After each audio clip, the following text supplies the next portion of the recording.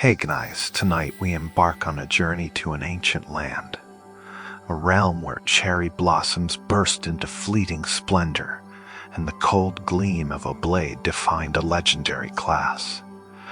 It's a world painted with the whispers of tradition and the stark realities of steel. Now, dim the lights. Maybe turn on a fan for that soft, rhythmic hum, or light a subtle incense stick, letting a faint scent of cedar and contemplation fill the air. Let the sounds around you soften, allowing your mind to drift back in time, and let me know in the comments where you are tuning in from, and what time it is for you. Take a moment to like the video and subscribe, but only if you genuinely enjoy what I do here. Tonight, we're peeling back the layers of legend, diving into the true lives of the samurai.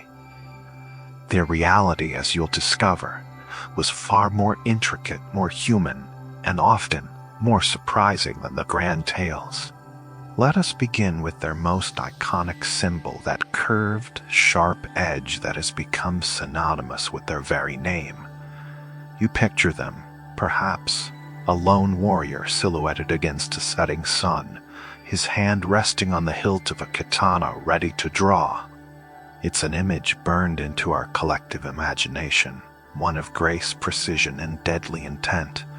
And indeed, the katana, with its elegant curve and razor-sharp edge, is undeniably the soul of the samurai.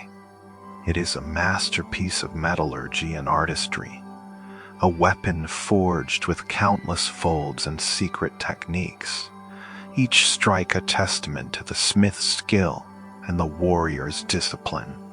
You can almost feel the weight of it in your hand, the balance a whisper of deadly harmony, the polished steel reflecting not just light but centuries of tradition. This isn't just a piece of metal, it's a living thing, steeped in myth and reverence, demanding respect with every glint. But here's a whisper from history that might surprise you, a quiet correction to the epic battles you've envisioned. On the grand, sprawling canvases of ancient Japanese battlefields, where armies clashed and fates were decided, the magnificent katana was rarely the star of the show. Imagine yourself standing amidst the chaos, the thunder of hoofbeats vibrating through the earth, the shouts of men a cacophony against the wind. In this maelstrom, what weapon would you reach for first? The immediate answer for the seasoned samurai would not be his revered sword. His true primary weapon, the one he honed from childhood, was the yumi, the Japanese longbow. Picture it, a towering arc of laminated bamboo, lacquered and bound with silk, almost as tall as a man. You feel the smooth wood against your palm as you draw the string, the tension building in your shoulders, a taut energy culminating in a precise release. The arrow, fletched with eagle or hawk feathers, whistles through the air, covering vast distances with terrifying accuracy.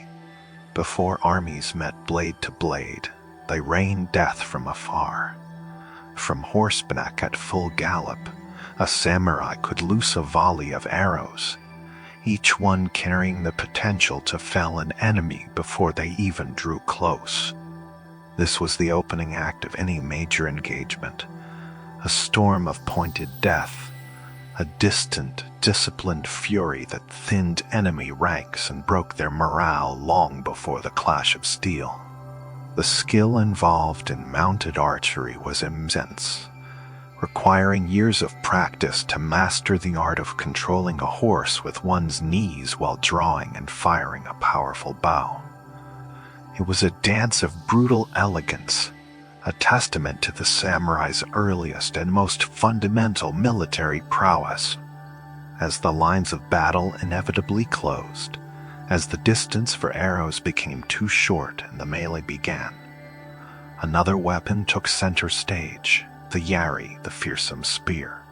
Think of it not as a simple thrusting weapon, but as a dynamic extension of the warrior's body, a 6-foot, 8-foot, or even longer shaft, topped with a wickedly sharp blade, sometimes straight, sometimes curved, sometimes even cross-shaped. You can almost feel the rhythmic forward and backward motion of a unit, a wall of spears advancing, their points glinting in the sun like a hedge of menacing thorns.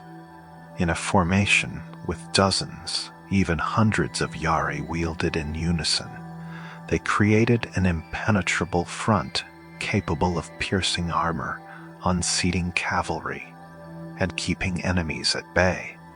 The sheer reach of the yari provided a crucial advantage in the tight confines of a battle line, allowing a samurai to engage opponents while maintaining a safe distance. It was the workhorse of the battlefield, efficient, devastating in numbers, and far more practical for maintaining formation and delivering decisive blows than a short sword. The sound of yari striking armor would have been a constant metallic clatter, a testament to their pervasive use. So, where did the katana fit into this grand scheme? It was the last resort, the personal weapon, the extension of a warrior's individual will when all else failed. Imagine your yari splintered, your quivers empty, and the enemy closing in. Only then, with a fluid practiced motion, would your hand find the katana's hilt, the whisper of steel leaving its saya, the flash of polished metal in the melee. This was the moment for the sword. It was the ultimate expression of individual skill in a duel, a close quarters skirmish, or when defending yourself after being dismounted. It was a weapon of incredible precision, designed for cutting and thrusting in a tight personal space. But it was not the tool for dispatching dozens of foes in a massed charge. That was the work of arrows and spears. The katana, then, was not merely a weapon. It was a badge of honor, a symbol of status, and a final desperate instrument of survival. It was a promise to fight to the last breath, an embodiment of the warrior's spirit even when faced with overwhelming odds. Now, let's step away from the clang of battle and delve into the very essence of who these individuals were, to uncover a meaning often lost in translation and overshadowed by the romanticized image of the lone warrior, the word samurai itself. Now a global icon of martial prowess and stoic discipline, holds a far more nuanced and perhaps surprisingly humble origin. You might instinctively associate it with concepts like warrior or fighter, and while they were undoubtedly formidable combatants, their designation carried a different, deeper resonance. The root of samurai lies in the ancient Japanese verb saburao. Imagine the rustle of silk robes, the hushed tones of a sprawling court, the intricate dance of politeness and deference. Saburo meant to serve, to attend, or to wait upon. Thus, a samurai was, quite literally, one who serves. They were not initially conceived as independent, self-governing heroes. No, their earliest iterations were as armed attendants, the loyal retainers and bodyguards of the powerful Japanese nobility and the revered emperor. You can almost visualize them standing sentinel in the grand halls, their presence a silent deterrent, their readiness a constant assurance to their lord. Consider the implications of this origin. Their identity was fundamentally tied not to their individual martial skill, but to their relationship with a master. This foundational concept of service became the bedrock upon which the entire samurai social structure was built. It wasn't merely about wielding a sword. It was about offering your life, your loyalty, and your unwavering dedication to a specific individual, Sufyan, your lord, your daimyo, or even the imperial court itself. This was a bond forged in an unspoken covenant, deeper than any written contract. The weight of this loyalty was immense, a psychological and social anchor that shaped every aspect of a samurai's existence. You were, in essence, an extension of your lord's will, his strength, and his honor. To him, you owed everything: your military service, your administrative talents, and ultimately your life. This wasn't a casual employment agreement. It was a lifelong commitment, often hereditary, passed down from father to son. Imagine the feeling of waking each day with the knowledge that your purpose, your very being, was inextricably linked to another. Your own desires, your personal ambitions, were often secondary to the needs and honor of your lord. This service wasn't just physical. It permeated their entire moral and ethical framework. The concept of fichi, literally master-servant relationship, became the most crucial bond in their society, even more so than family ties in certain contexts. A samurai's worth, his reputation, his very honor, hinged on the unwavering quality of his service. Betrayal of one's lord was the ultimate disgrace, a stain that could never be washed clean, often leading to the most severe forms of ritual suicide, seppuku. So, when you think of a samurai, drift beyond the image of the lone, sword-wielding warrior. Instead, envision a figure deeply embedded in a web of loyalties and duties, a servant of power, a guardian of order whose very identity was defined by the sacred pact of service. This understanding shifts the narrative from pure individual heroism to a more complex, intricate tapestry of social obligation and unwavering devotion. It speaks to a profound cultural emphasis on hierarchy, duty, and the intricate dance between individual prowess and collective purpose, forming the very foundation of their enduring legacy. Now, let's peel back another layer, moving beyond the battlefield and the immediate calls of service, to reveal an aspect of samurai life that might seem almost contradictory to their warrior image, particularly during a profound epoch of Japanese history, the Edo period, which spanned a remarkable 260 years from 1603 to 1868. The primary work of the samurai underwent a dramatic and fascinating transformation. This was an era of unprecedented peace, a long, quiet breath for a nation that had been ravaged by centuries of civil war. Imagine the sudden quiet that falls after a prolonged storm. For generations, the samurai's purpose had been clear: fight, conquer, defend. But with the establishment of the Tokugawa shogunate and its iron-fisted rule, the need for constant warfare dwindled, then faded almost entirely.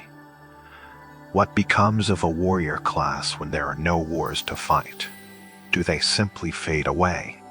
No, the samurai, tenacious and adaptable, found new purpose, transforming from battlefield commanders into the meticulous, sometimes even mundane, administrators of a peaceful realm. Their swords, while still symbolic and ever present at their hips, increasingly collected dust in their scabbards. Their daily lives were less about the clang of steel and the shouts of battle, and more about the rustle of official documents, the quiet scratching of a brush on paper, and the subtle intricacies of diplomacy.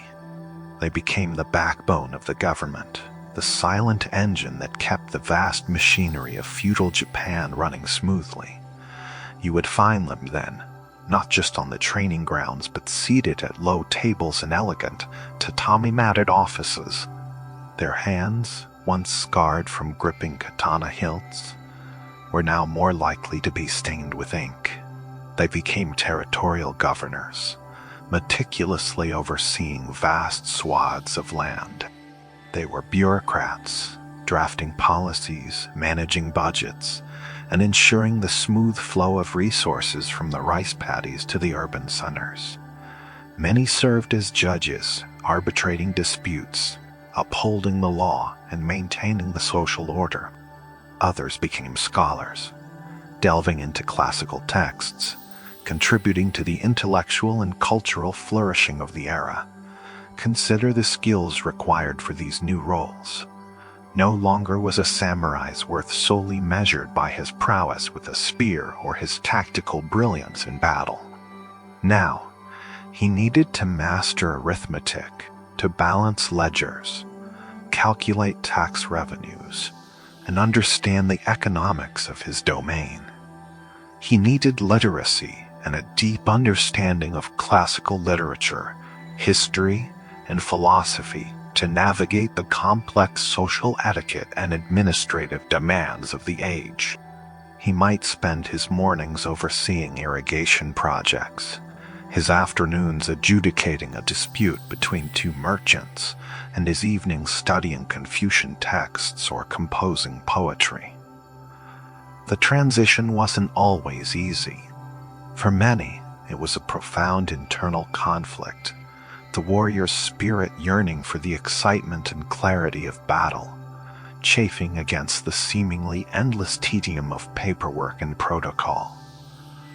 Yet, they adapted. Their discipline, their sense of duty, and their inherent intellect, honed over generations, proved invaluable in these new capacities. They brought the same meticulous attention to detail, the same unwavering commitment, and the same rigid adherence to honor to their administrative tasks as they once did to the battlefield. So, during the Edo period, the image of the samurai expands dramatically. You see him not just as a fierce warrior, but as a cultivated gentleman, a diligent civil servant, a thoughtful scholar, and a firm yet fair judge. His administrative capabilities, his ability to govern and manage a complex society, became far more frequently called upon than his martial skills. This era profoundly reshaped the identity of the samurai, proving their enduring relevance even in the absence of war, transforming them from pure fighting machines into the sophisticated, multifaceted administrators of a tranquil empire. And so, you find yourself transported, not just to a distant land, but to a different skin, a different way of being. As the mists of history part, a figure emerges, an icon etched into the world's imagination, the samurai. Yet, the reality, like an ancient blade, holds more subtle curves and unexpected facets than the legends often whisper. Tonight, we gently peel back the layers of myth, starting with perhaps their most visually striking and profoundly symbolic elements. Soothe, the very skin they wore into battle, and the unique arrangement of their hair. Imagine a silhouette, stark against a rising sun, a figure of formidable elegance. This is the samurai, in his Yoroi, his armor. It's not the clanking, rigid metal shell you might picture from European knights. No. This is a masterpiece of flexibility and protection, a symphony of layered plates, delicate lacquering, and vibrant silken cords. Each plate, often crafted from iron or hardened leather, is meticulously shaped, then covered in layers of glossy lacquer, a process that not only adds strength and waterproofing, but also bestows a deep, resonant color, often a rich crimson, a midnight blue, or a forest green. These aren't just colors. They are silent proclamations, echoing the wearer's clan, their status, their very soul. As you step closer, you notice how these individual plates, sometimes hundreds of them, are not riveted together, but rather painstakingly laced with thousands of yards of braided silk. It's a painstaking craft, each knot tied with deliberate intention, a meditative dance of fingers and fiber. This intricate lacing, known as nusen kabiki, odoshi, allows the armor to move with the warrior, flexing as he draws a blade, bending as he ducks a blow. It rustles softly with every movement, a whisper of strength and tradition. You can almost hear the soft creak of the treated leather, the subtle friction of the silk against the lacquered plates, a symphony of the battlefield that is both alien and strangely comforting in its methodical precision. The armor doesn't encase you in a solid block. Instead, it offers segmented layers. The chest is protected by the 40-50, a cuirass of several plates. The shoulders are shielded by large rectangular sodai which flare out like wings, giving an impression of impressive breadth, and offering a target for arrows that might otherwise find more vital spots. Your arms are guarded by furekoti, sleeves of chainmail, or articulated plates worn over silk or cloth, and your thighs and shins receive protection from Soothe and Funiate-2 and Funiate, carefully crafted to allow for agile movement, while still deflecting the glancing blow of a sword or the impact of a foot soldier's spear. Every piece of this wearable sculpture tells a story. The intricate patterns woven into the silk, the specific shade of crimson, the stylized emblem of a family crest emblazoned on the chest fondly. These are not random embellishments. They are visual declarations, a heraldry of courage and lineage. A samurai's Sudioroi was his identity made tangible.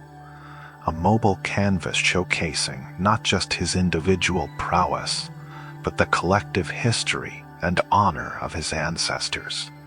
It could take months, sometimes years, to craft a full suit, each artisan dedicating their skill and spirit to ensure its perfection. This wasn't merely protective gear. It was a sacred garment imbued with the spirit of its maker and its wearer. And then there's the face, or rather, the terrifying visage that often concealed it. The sumempoe is not just a mask, it is a declaration of intent, a psychological weapon crafted from hardened iron or leather, designed to cover the lower half of the face. As you gaze upon one, you understand its primal power. These masks are often sculpted into the snarling, grotesque features of Enthusione, a Japanese demon tuan with flared nostrils, wide, menacing mouths, and sometimes even long, wild mustaches made of horsehair. Others depict the grimacing visages of old men, their faces etched with the wisdom of battle, or stylized beasts, roaring silently at the approaching enemy. Imagine stepping onto a chaotic battlefield, the air thick with the cries of men and the clash of steel, and seeing an entire line of warriors, their faces hidden behind these demonic visages. The effect is chilling. It's designed to strip away the human aspect, transforming the warrior into something otherworldly, something to be feared. The cold, unyielding iron pressed against your cheeks, the narrow eye slits offering a focused, tunnel vision on the enemy. The muffled sound of your own breathing, amplified within the confined space of the mask, creating a hypnotic rhythm. Beyond intimidation, the tomempo served crucial practical purposes. It protected the face from sword cuts, flying arrows, and the blunt force of a strike. It could deflect a blow that might otherwise end a battle or a life. Furthermore, by concealing the warrior's expression, it prevented the enemy from reading their emotions: fear, pain, fatigue, maintaining a poker face even when the body screamed for respite. Sometimes a small tube was built into the themempo, allowing the samurai to sip water during a long engagement without needing to remove the mask. It was a fusion of art, terror, and ingenious functionality, a silent roar in iron. The subtle metallic scent, the feeling of your own warm breath condensing within, the cold press of the metal sui, it all combined to create a unique, singular sensory experience, one that sharpened focus and amplified resolve. Below the menacing glare of the themempo and the imposing presence of the thori-kabuto, the helmet, lay a secret that was both a sign of status and a testament to practical wisdom: the samurai's distinctive haircut, known as the 40 Sakayaki. This isn't just a style statement. It is a profound example of form following function, born directly from the harsh realities of combat. Picture a samurai's head. The front part of the scalp, from the forehead leading back to the crown, is completely shaved bare. The remaining hair on the sides and back is then carefully gathered, oiled, and tied into a stiff, often upward pointing top knot. It's a striking contrast, the smooth, pale skin meeting the slick, dark hair. This specific coiffure became as iconic as the swords they carried, a visual marker of the warrior class.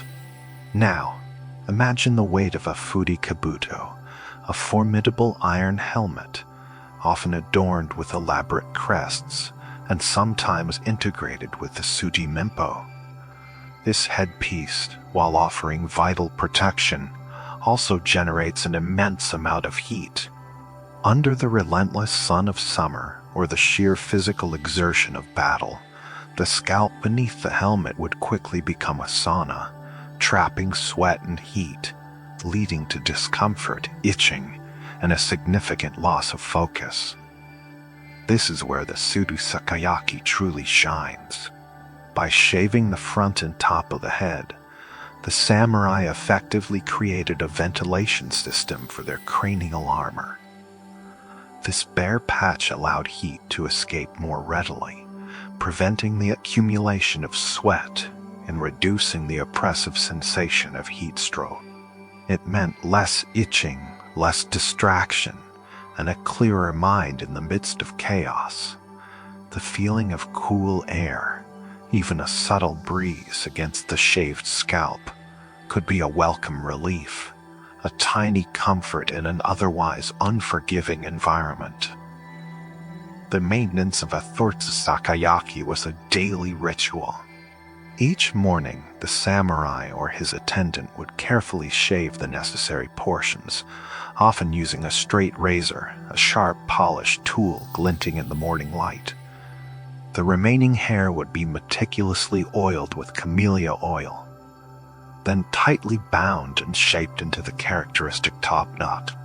This wasn't merely about aesthetics. It was about discipline, about maintaining a state of readiness. A well-groomed Sakayaki was a sign of a samurai who took care of himself, who was prepared for whatever the day might bring, from a formal audience to an unexpected skirmish. The scent of the hair oil, faint and earthy, would linger, a subtle detail in their daily lives. The sensation of the razor, cool and precise against the skin, followed by the smooth, almost tingling coolness of the bare scalp, was a part of their waking routine, sharpening their senses even before the day truly began. This wasn't just about comfort, it was about clarity of thought. In the heat of battle, a moment's distraction, an itch, or the blurring of vision from sweat could mean the difference between life and death. The Sakayaki ensured that the samurai's focus remained razor sharp, his mind unclouded by petty discomforts. It embodies the samurai's pragmatic approach to life and death. Every detail, no matter how seemingly small, was optimized for efficiency and survival. It is a reminder that beneath the grand legends, their lives were filled with very real, very human needs and ingenious solutions to them. Now, let's turn our attention to the very heart of the samurai's identity, an extension of his soul, a symbol more potent than any crest or battle standard: his swords. More specifically, the two swords that he always carried, a pairing known as the sword unveils. This term literally translates to big, small, referring to the long sword, the Katana, and the shorter companion blade, the wakizashi. Together, they were inseparable, a visual declaration of the samurai's status and his readiness. To be without one's side edge was to be stripped of honor, to be less than a samurai. The Feudal Katana is the sword most commonly associated with the samurai, and for good reason. It is typically a curved, single-edged blade, ranging from 60 to 80 centimeters in length. Its elegance is deceptive. Beneath the polished steel lies centuries of metallurgical refinement. Forged from folded steel, layer upon painstaking layer, it possesses both incredible sharpness and surprising resilience. As you hold a replica, or simply envision it, you can almost feel the balance, the subtle weight that shifts with every imagined cut. The hilt, or twinsuka, is usually wrapped tightly with silk or leather cord, known as sunsuka, maki, over ray skin, providing a firm, non-slip grip. The guard, or tutsuba, is often a small, intricate work of art, designed not just to protect the hand but also to add aesthetic beauty. The katana was the samurai's primary weapon in open combat. It was drawn with a fluid, practiced motion, the edge facing upwards as it rested in its scabbard, the saya allowing for an almost instantaneous cut as it cleared the sheath. The sound of a Soothe katana being drawn quickly from its lacquered tusaya is a distinct, almost ethereal whisper, a subtle whoosh that speaks of imminent action. In the hands of a skilled master, it was an extension of their will, a dance of steel and precision capable of devastating strikes. Its long reach, combined with its razor, sharp edge and robust construction, made it a formidable tool on the battlefield where space allowed for sweeping, powerful movements. But the fundi katana was only half of the fundaishin. Its shorter counterpart, the fundi wakizashi, was equally significant, though often overshadowed in popular imagination. Typically measuring between 30 and 60 centimeters, the fundi wakizashi was essentially a smaller version of the fundi katana, forged with the same meticulous care and artistry. Its versatility made it indispensable. Imagine yourself in a tight, confined space, sabin, perhaps a narrow corridor within a castle or a small room in a tea house. Here, the longsword katana becomes cumbersome, its length a hindrance rather than an advantage. This is where the fundi wakizashi came into its own. Its shorter blade allowed for quicker, more agile movements, enabling the samurai to parry and strike effectively in close quarters where every inch mattered. It could be drawn fast or used for defensive blocks, or to deliver a swift, decisive thrust. Beyond its utility as an auxiliary weapon, the fundi wakizashi held profound symbolic and ritualistic significance. It was the sword that a samurai would carry even when not in full battle dress, often even when entering a friend's home, where the Soothe katana would be left at the entrance as a sign of respect and peace. Thus, the wakizashi served as a constant reminder of the wearer's samurai status, even in civilian settings. It was a badge of honor always present, the weight of it against your hip, a constant comforting pressure, a silent declaration of who you were. Most importantly, for the samurai, the 40 wakizashi was the instrument of Sufentuku, the ritual suicide.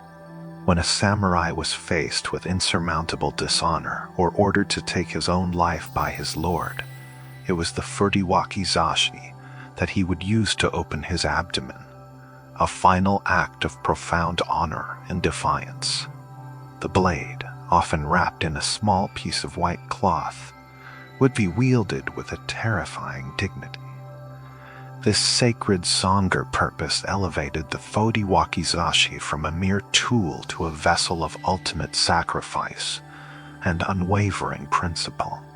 It symbolized the samurai's absolute control over his own destiny, even in death. The craftsmanship of both blades was legendary. The steel, folded perhaps dozens of times, would reveal a distinct temper line, or thufin hamind, along the edge, a visible testament to the differential hardening process that gave the blade its unparalleled sharpness and strength. Each swordsmith was not just a craftsman but an artist and almost a priest, meticulously purifying himself before beginning the sacred work of forging. The creation of a sword was seen as an act of creation itself, imbuing the blade with a spirit. The subtle scent of sword oil, often made from cloves, would cling faintly to the blades, a protective and almost ceremonial aroma. When drawn, the polished surface of the blade would glint with a sharp, cold light, almost reflecting the very soul of its owner. The intricate patterns on the futsuba, the texture of the silk tsukamaki against the palm, the balanced weight in the hand thode. These were sensory anchors for the samurai, tangible connections to their training, their lineage, and their unwavering path. The thaidash wasn't just a set of weapons. It was the physical embodiment of the samurai's life, his honor, his duty, and his ultimate destiny. They hummed with silent history, waiting for peace or for the call to action. The whispers begin with a term, a concept often adorned in the finest silks of romance and heroism, Bushido. For many, it evokes images of unwavering loyalty, stoic self-sacrifice, and an unbreakable code of honor, a spiritual compass guiding every samurai step. It's presented as an ancient, timeless doctrine, passed down through generations, etched into the very soul of Japan's warrior class. The truth, like so many historical narratives, is far more intricate, layered with shades of gray and the sometimes uncomfortable realities of human nature. Imagine, if you will, a long scroll. When you unroll it, you find that the beautiful, idealized calligraphy of Bushido, as we understand it today, was actually written much later than you might expect. It didn't truly coalesce into a formalized, systematic code until the relative peace of the Edo period, a time of quiet reflection after centuries of brutal, unending warfare. In those quieter years, when the clang of swords was replaced by the rustle of scholarly robes, thinkers and philosophers began to articulate and idealize the virtues they furtive samurai should embody. They looked back at the chaotic Sengoku period, a time of constant strife and shifting loyalties, and sought to impose order and principle onto a past often defined by ruthless pragmatism. Before this systematization, during the bloody crucible of feudal Japan, the concept of a singular universally adhered to Bushido in its modern sense was, in many ways, an aspiration rather than a lived, immutable law. Samurai were first and foremost warriors. Their survival, and the survival of their lord often depended on cunning, strategic alliances, and sometimes outright betrayal. The battlefield was a complex tapestry woven with threads of valor, yes, but also of deceit, political maneuvering, and a deep-seated instinct for self-preservation. Loyalty was paramount, but it was often a loyalty tied to immediate benefit to the winning side, to the lord who could best provide for them and their families. A powerful daimyo might switch allegiances multiple times in their career, and their samurai would follow, not out of a lack of honor, but out of a pragmatic understanding of the shifting tides of power. So, while tales of heroic sacrifice are undeniably woven into the fabric of samurai history, these acts were often individual expressions of profound personal commitment, rather than adherence to a codified ethical framework. The ideal of the selfless warrior, detached from personal gain, was powerful, but the day-to-day existence of a samurai was far more grounded in the brutal necessities of their profession. They fought for land, for power, for their family's prosperity, and sometimes simply to live another day. The romanticized version of Bushido, popularized in the late 19th and early 20th centuries, often overlooked these starker, more human realities, choosing instead to emphasize the noble, almost mythical aspects of the samurai spirit. It served a purpose, perhaps, to provide a moral anchor in a rapidly changing world, but it painted an incomplete picture of the men and women who truly lived and died by the sword. The path of the samurai, though idealized, was fraught with the very human emotions of fear, ambition, and the relentless pursuit of advantage. There were moments of breathtaking bravery, certainly, but also moments of calculated cruelty. There was unwavering devotion, but also calculated betrayal. To understand the samurai truly, one must look beyond the gleaming veneer of legend and into the rough, unvarnished texture of their lives, acknowledging that their existence was as messy, complicated, and utterly human as any other. The true code was often written not in ancient texts, but in the sweat and blood of the battlefield and the political maneuverings of the court, and in the quiet, often desperate, decisions made to ensure survival. Asterisk, asterisk, asterisk now. Let us turn our gaze to one of the most solemn and perhaps most misunderstood rituals associated with the samurai, seppuku. In the popular imagination, it is often reduced to a dramatic act of self-disembowelment, a final bloody testament to a warrior's despair. But for the samurai, seppuku was anything but a simple act of suicide. It was a profound, highly formalized ceremony, steeped in tradition, dignity, and a very specific understanding of honor. It was a privilege reserved exclusively for the samurai class, a final act of agency in a world often beyond their control. Imagine, for a moment, the quiet reverence of the room where such an act would take place. It would be meticulously prepared, clean and stark.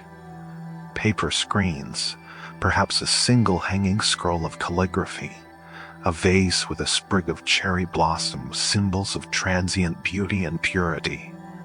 No extraneous details. The air would be heavy with an almost palpable tension, yet also with a strange, profound stillness. You, as the samurai, would be dressed in a white kimono, signifying purity and death. Before you, laid out on a small, elevated stand, would be the wakizashi, the short sword, its blade gleaming dully in the soft light.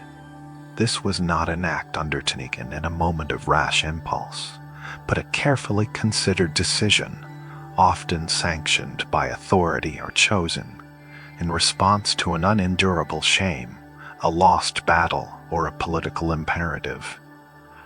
It was a way to restore honor not just to oneself, but to one's family and one's lord.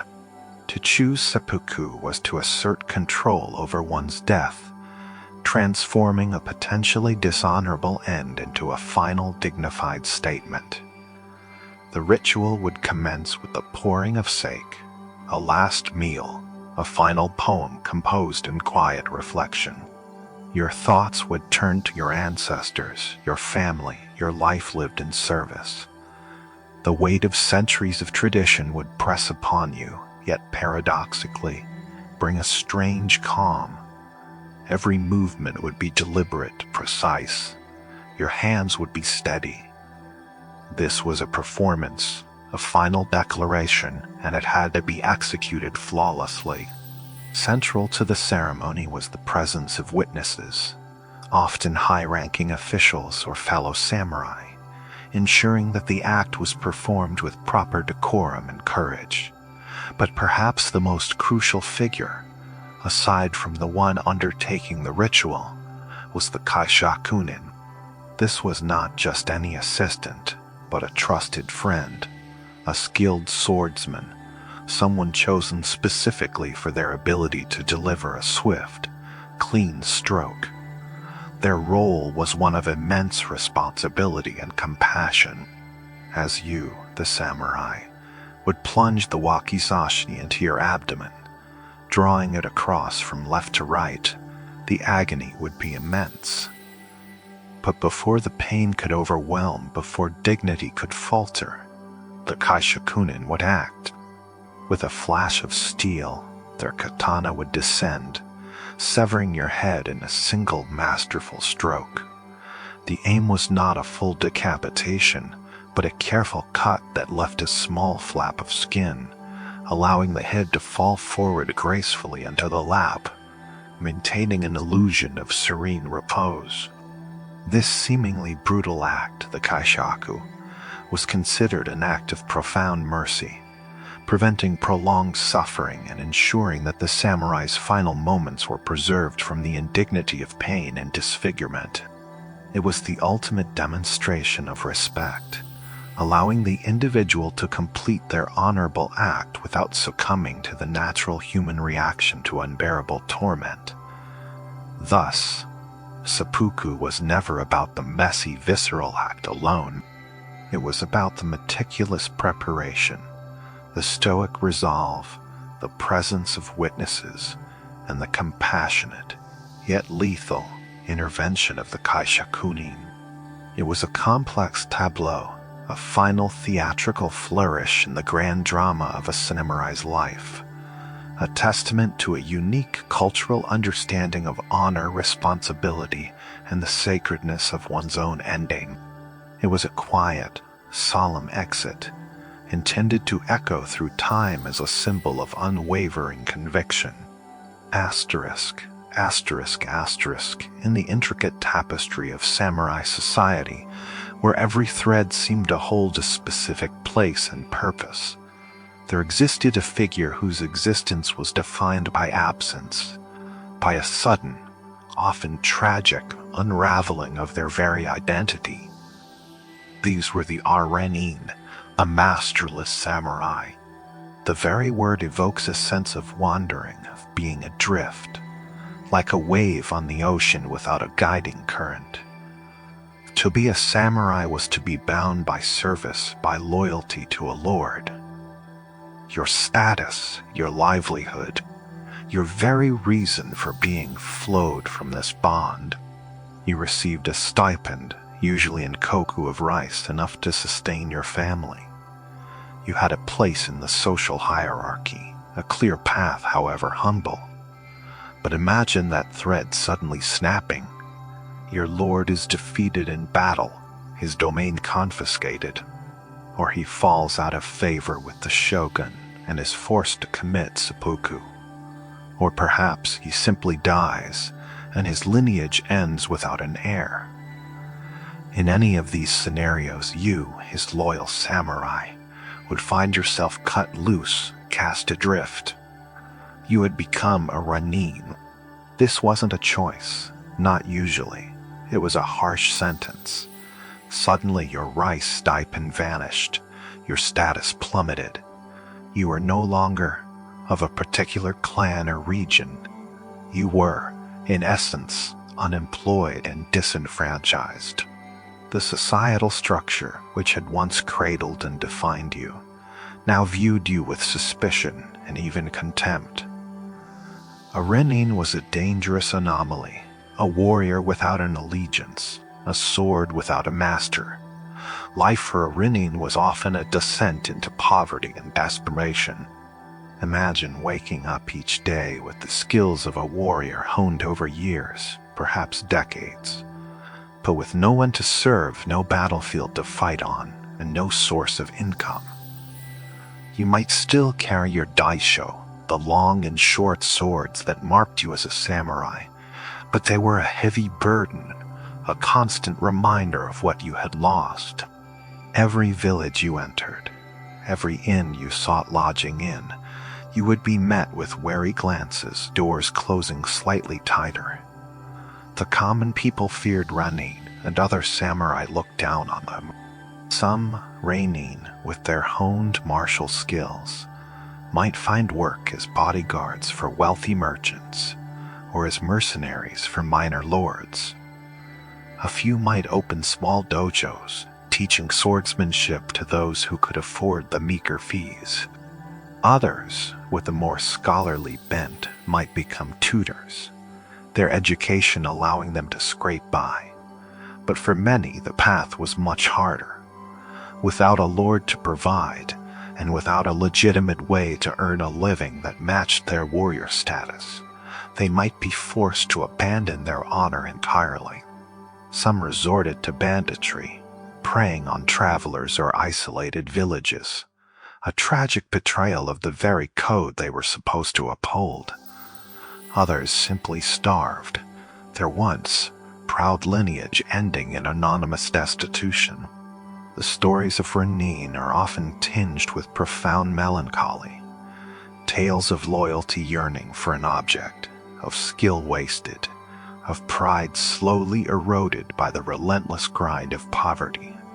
Perhaps the most famous and enduring narrative of the Renin is that of the 47 Renin, a tale that echoes through Japanese history as a powerful embodiment of unwavering loyalty and tragic sacrifice. These were samurai who, after their lord was unjustly forced to commit seppuku, became Renin. For over a year they endured hardship, planning their meticulous revenge, ultimately sacrificing their own lives to restore their lord's honor. Their story, though romanticized, speaks to the deep-seated desire within many Renin to reclaim their purpose, to find a reason to live and die with dignity even after their world had crumbled. To walk the path of the Renin was to walk a lonely road, a constant struggle against a society that had no place for you, and often against the ghosts of your own past. It was a life lived on the fringes, marked by the echoes of lost glory and the harsh realities of survival. The rustle of dry leaves underfoot, the biting wind across an open plain, the quiet ache of hunger feni. These were the constant companions of the masterless warrior, forever searching for a new purpose, or simply for a peaceful resting place. You might imagine a warrior's life to be one of constant struggle and deprivation, fueled by whatever sparse rations could be scrounged. Yet, the samurai surprisingly adhered to a diet that might be considered remarkably modern in its focus on balance and health.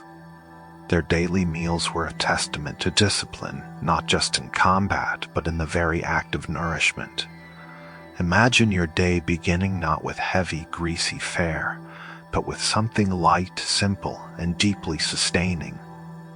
A typical samurai meal would be a study in mindful eating. Steaming bowls of rice, the staple of their existence, formed the foundation. This wasn't just any rice. It was the lifeblood, the energy source carefully cultivated and revered. Alongside it, the warming comfort of miso soup, its earthy aroma rising gently, often flavored with seaweed or a few delicate vegetable scraps. Then, a small dish of tsukemono crisp, vibrant pickled vegetables, offering a tangy counterpoint to the softer textures, a burst of flavor that awakens the palate. And for protein, usually fish, grilled or perhaps dried, its flaky texture and mild flavor a welcome addition. Occasionally, wild game might supplement their diet, but meat was a less frequent guest at the samurai table. This wasn't just about survival, it was a conscious choice. The samurai understood, with an intuitive wisdom, that a healthy body was an essential tool for war. Bloating, sluggishness, and the ailments born of overindulgence were considered unbecoming, a weakness that could compromise their readiness in battle. To eat with moderation, to choose foods that fueled the mind and body without burdening them, was another facet of their rigorous training. Their diet was a philosophy of self-control, a quiet, almost meditative act of preparation for whatever challenges the day, or life itself, might bring. In its elegant simplicity, you can almost taste the origins of the mindful Japanese cuisine celebrated around the world today. A legacy of warriors who understood the profound connection between what you consumed and who you became. Now, as we drift further into the past, allow your mind to expand beyond the common image of the lone male warrior. For within the samurai class, there existed a lineage of women whose strength and skill were just as formidable, though often overlooked by history's grand narratives. These were the Onna-bugeisha, the female martial artists, trained not just in domestic arts, but in the rigorous discipline of combat. Their presence reminds us that courage and loyalty knew no gender in feudal Japan. These women were not merely wives or mothers, they were guardians of the home, the family, and the clan's honor. Their training began early, encompassing not only the intricacies of household management but also the precise movements of the funaganata. Imagine a long, elegant polearm topped with a curving razor, sharp blade. This was their preferred weapon, a tool perfectly suited for a woman of smaller stature facing a larger, often male, opponent. The length of the Soothe naginata allowed them to keep a safe distance, its sweeping arcs and piercing thrusts, capable of felling a foe before he could close in. Picture the deliberate, flowing movements, the focused gaze, the quiet strength emanating from Onna-bugeisha as she practiced, each swing a dance of defense and defiance. While their primary role was often the defense of their homes and villages during their husbands' absences at war, some Onna-bugeisha rode into battle alongside their male counterparts, their names echoing through legends. Think of Tomogazen, a renowned warrior from the Genpei War, described as beautiful, strong, and an expert archer and swordsman, capable of facing 1,000 demons. Or the Empress Jingxi, whose legendary military campaigns predate the formal samurai class, but set a precedent for female leadership in battle. These women, clad in their intricately laced armor, their faces often obscured by fearsome masks, were a potent reminder that the heart of a warrior beats just as fiercely regardless of who wears the armor. They moved with a quiet dignity, their presence a blend of grace and lethal intent, a testament to the fact that safeguarding one's world, one's people, required every hand, every heart, regardless of conventional expectations.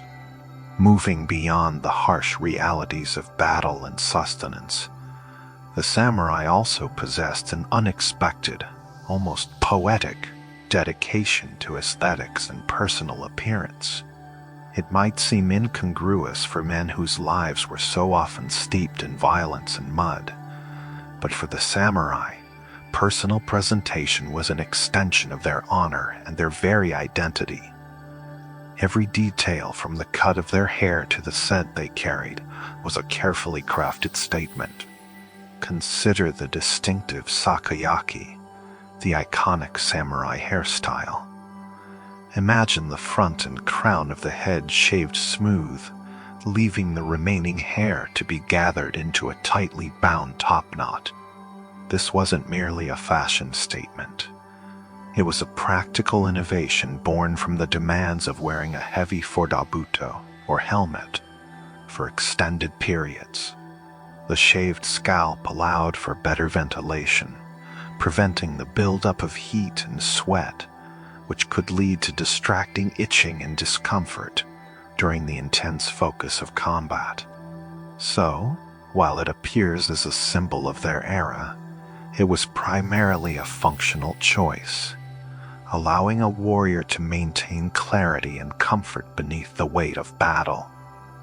Beyond their practical coiffure, samurai paid meticulous attention to other subtle details. Eyebrows were often carefully groomed, sometimes even plucked or shaved and then redrawn with charcoal, creating a refined, almost ethereal arch that contrasted with the stern lines of their faces. And perhaps most surprisingly, many high-ranking samurai would even perfume their helmets and armor. Imagine a subtle, lingering fragrance, perhaps of incense or precious woods, woven into the fibers of their silks and leather. This wasn't for vanity in the modern sense. It was a final, profound act of defiance and dignity. In an age where an enemy might claim a samurai's head as a trophy, to ensure that even in death, their severed head would emit a noble, refined scent was a powerful statement of their unwavering status, their cultivated spirit, and their serene acceptance of fate.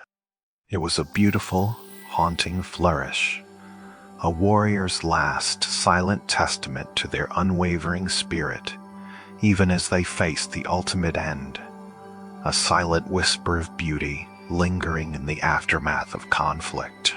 Many warriors of the samurai class embraced Zen Buddhism. Imagine, if you will, the soft glow of a paper lantern, casting long, dancing shadows on the walls of a small, quiet temple. You're seated on a tatami mat, knees bent, spine straight, but not rigid, the inner still and cool against your skin. The only sounds are the rhythmic chirping of crickets from outside, perhaps the distant, almost imperceptible rustle of bamboo in a gentle breeze, and the steady, quiet rhythm of your own breath. This isn't just about meditation. It is about achieving famoshin, a state of no mind, where your thoughts do not cling, where your reactions are intuitive and unburdened by hesitation or fear. For a samurai, this was more than spiritual practice. It was a profound combat advantage. Picture the battlefield, a symphony of chaos. The clash of steel, the shouts of men, the thud of bodies, the scent of earth and blood and sweat. In that maelstrom, fear can paralyze. Hesitation can kill. But through Zen, the samurai sought to transcend these mortal anxieties. They trained their minds to be like a clear, unrippled pond, reflecting everything accurately, reacting without conscious effort. The blade becomes an expansion of the spirit, the movement of the body as natural and unforced as a leaf falling from a tree. You learn to observe without judging, to act without thinking. The sudden glint of a sword, the shift in an opponent's weight, these become pure information processed in an instant, leading to a counter move that flows with an almost supernatural grace. It is a dance with death, performed with an inner stillness that defies the external storm. You are not fighting. You are simply being, utterly present in each fleeting moment. The past forgotten, the future unconsidered. This deep concentration, this profound sense of being centered, allowed them to face the ultimate test with a calm detachment, knowing that life and death are but two sides of the same flowing river. The ideal of Sunbunbu Ryodo, the way of the pen and sword, was more than a mere aspiration for the samurai. It was a cornerstone of their identity. Imagine the contrast, the clang of a blade against steel, the swift, decisive movements of a martial art, then the quiet whisper of a brush gliding over paper. Many high-ranking samurai were not just formidable warriors, but also accomplished artists, poets, and scholars. You might find a samurai after a grueling day of training not resting, but instead meticulously preparing his inkstone, the faint aroma of sumi ink filling the air. With careful, controlled strokes, he might compose a haiku, a short poem capturing the fleeting beauty of a moonlit garden or the melancholic sound of autumn rain. Each character formed with a precise intention, much like each sword stroke. Perhaps you'd find him in a small, serene tea room, the soft, diffused light filtering through shoji screens. The preparation of matcha, the vibrant green tea, is a ritual in itself. The gentle whisking, the careful pouring, the quiet presentation. Every movement in the tea ceremony, from the unfolding of the silk cloth to the precise placement of the bowl, is deliberate, graceful, and imbued with a sense of mindful presence. This isn't merely about drinking tea. It's about cultivating inner harmony, about appreciating the ephemeral beauty of the present moment. These artistic pursuits were not seen as distractions from their warrior path, but rather as essential components of it. They believed that honing one's spirit through calligraphy, poetry, or the tea ceremony refined their character, sharpened their intuition, and instilled a deeper sense of discipline and aesthetics, qualities that were invaluable both on and off the battlefield.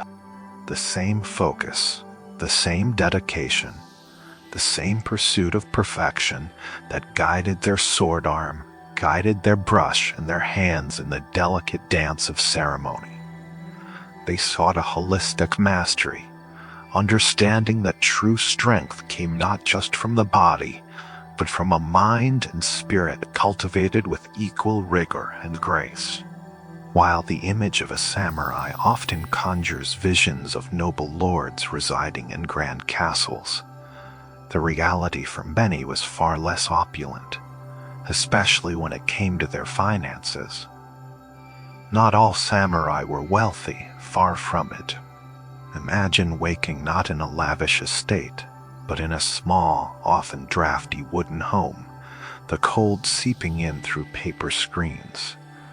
Your income, if you were a lower-ranking samurai, was a fixed stipend from your lord, usually paid in hunkoku, a measurement of rice, theoretically enough to feed one person for a year. This meant your financial well-being was intrinsically tied to the harvest, and your lord's generosity, or lack thereof. During the long, peaceful Edo period, when major wars became a distant memory, many samurai found themselves in an unforeseen predicament. Their primary skill of fighting was rarely needed, yet they were still bound by a strict social hierarchy that forbade them from engaging in common trades like farming or merchantry, which were considered beneath their noble status. The irony was bitter. A warrior class, built for battle, now lived in an era of prolonged peace, their skills rusting, their pockets often empty. You might see a samurai once ready to die for his lord, now quietly struggling to make ends meet. Perhaps he is meticulously crafting small, intricate bamboo baskets in secret, the delicate weaving a stark contrast to the strength of his sword hand, or teaching calligraphy to the children of merchants, his pride swallowed for the sake of his family. The quiet desperation could be palpable. The rustle of his worn silk kimono, the faint sound of his empty stomach rumbling. These were the unseen battles many fought daily.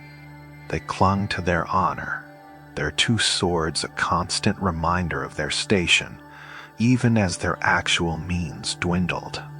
This economic hardship often led to a quiet erosion of their traditional way of life, forcing them to find innovative, if sometimes clandestine, ways to survive within a system that no longer fully supported their martial existence. In the turbulent shadows of the Sengoku Jidai, a darker practice sometimes emerged, born from the raw edge of ambition and the stark realities of war. Picture, if you will, the stillness of a Japanese night, the air thick with the scent of damp earth and distant cooking fires. Perhaps a whisper of cherry blossoms in season, or the harsher bite of winter. At a quiet crossroads where paths intersect and shadows lengthen, a figure might wait, not for a duel, not for an enemy of a specific clan, but for something far more chilling. This was the grim ritual of Sujijiri, literally meaning crossroads killing. A samurai, perhaps recently acquired a new blade, a freshly forged third katana, whose sharpness needed proving, or perhaps his existing weapon felt, to him, unconfirmed in its lethal grace. He would seek out a secluded spot, often a quiet intersection after dusk, and await an unsuspecting traveler. The victim was rarely an enemy combatant or a rival. They were simply an anonymous unfortunate soul, whose life would serve as the ultimate horrifying test of steel. It was a brutal, unforgiving act, a chilling testament to a period when life, especially that of the common folk, could be as fleeting and disposable as a fallen leaf. The samurai, hardened by endless conflict, and often existing within a moral framework shaped by the constant presence of death, might see this not as murder, but as a necessary validation of his tools, a chilling calibration of his weapon's edge. Imagine the sudden terror. One moment a farmer, perhaps, walking home after a long day, his mind on his family and the small comfort of a warm meal. The next, a flash of polished steel, a whisper of wind, and then nothing. The sound of the blade cutting through flesh, a soft, wet thud that would haunt the silence afterward, quickly absorbed by the night. This was not about honor in combat. It was about the cold, unfeeling verification of a weapon's capability, a deeply disturbing tradition that underscored the vast, almost unfathomable chasm between the elite warrior class and those they ostensibly protected. It laid bare a darker truth about the unchecked power and brutal indifference that could take root when society itself was in a state of perpetual upheaval, where the value of a single unnamed life could be weighed against the sharpness of a sword. The silence after such an act, broken only by the rustle of leaves or the distant call of an animal, must have been profoundly heavy, carrying the weight of a life abruptly ended and the chilling satisfaction of a successful test. This practice, though not widespread or openly sanctioned, existed in the darker corners of the warring states, a stark reminder that even within a culture that romanticized the warrior's path, there were shadows cast by the very tools of their trade and the brutal necessities of their existence. It was a reflection of a time when the boundary between warrior and predator could sometimes blur, and the sanctity of life could be tragically diminished in the pursuit of martial perfection, or simply a grim confirmation of steel. Asterisk, asterisk, asterisk. Now, let us turn our gaze to a shift that, perhaps more than any single battle, began to chisel away at the very foundations of the samurai's existence, slowly heralding their twilight. In the mid-1/6th century, the archipelago was a mosaic of warring domains, a tapestry woven with endless skirmishes and the clash of steel.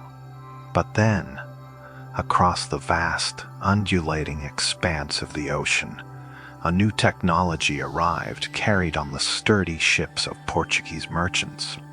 They brought with them not just exotic goods and new ideas, but a weapon that would irrevocably alter the landscape of Japanese warfare: the Thunifuri Tanegashima, a matchlock arquebus.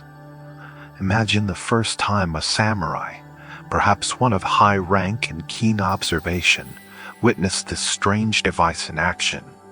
A thunderous roar, a puff of smoke, and a small lead projectile tearing through the air with unimaginable speed, capable of piercing armor that had previously offered near invulnerability against traditional blades and arrows. It was a stark, brutal revelation. For centuries, the samurai's prestige, their very reason for being, had rested upon their exquisite skill with the bow, the spear, and above all, the sword. Years, often decades, were dedicated to the grueling mastery of these weapons, to perfect the precise arc of an arrow, the thrust of a sunyara, the swift, elegant draw of a thoned katana. Their heavy, lacquered tondura armor, a masterpiece of craftsmanship and protection, was designed to deflect arrows and blunt sword blows. But the Sordi Tunigashima cared little for tradition, less for lineage, and nothing for years of martial discipline. Its mechanics were relatively simple: load the powder, ram the shot, aim, and pull the trigger.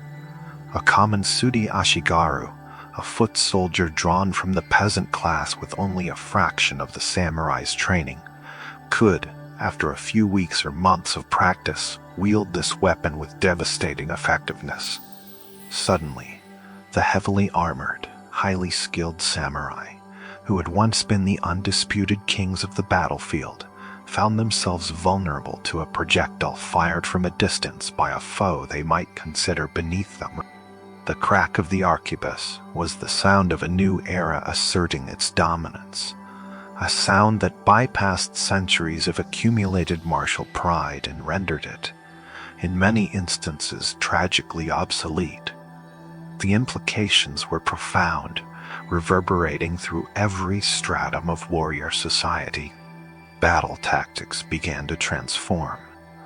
Large formations of arquebusiers, firing in coordinated volleys, could decimate charging samurai cavalry or entrenched infantry. The raw power of sheer numbers, when armed with these fire-spitting tubes, started to eclipse the individual prowess of the elite warrior. Strategists like Oda Nobunaga quickly recognized the immense potential of these fire sticks, integrating them into his armies with revolutionary effect, as seen in pivotal battles like Nagashino. The very fabric of combat, once a ballet of steel and skill, became a brutal equation of gunpowder and lead. The samurai, whose identity was inextricably linked to their martial superiority and the elegant, demanding arts of traditional warfare, found their core purpose slowly, irrevocably undermined.